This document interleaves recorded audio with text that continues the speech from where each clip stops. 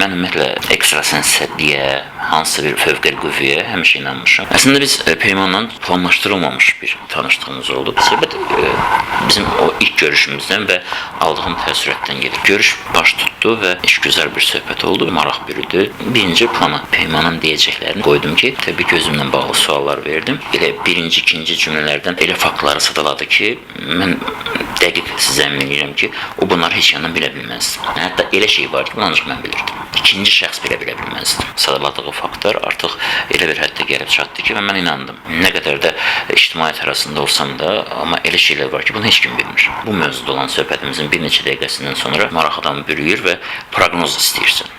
Çox soyuqqanlı onun proqnozlarını yadımda saxladım. Çox qısa müddətdən sonra baş tutmağa başladı. Sanki elə bir o qrupdur. Və dediyi proqnozlar addım-addım baş tutdu.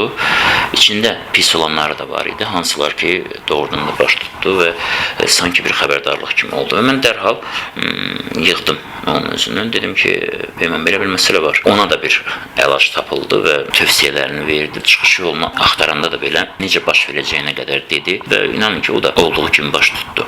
Yəni, bu mənim üçün çox maraqlı gəldi və bu adi insan şuuru ölçüsü ilə ölçülmür. Bu cəhalət deyil. Bugün o cəhalət kimi qəbul etdirmək istəyənlər, təqdim eləmək istəyənlər təəssüf ki, özləri də əslində cəhalətdə olduğunu hələ anlamırlar. Neysə.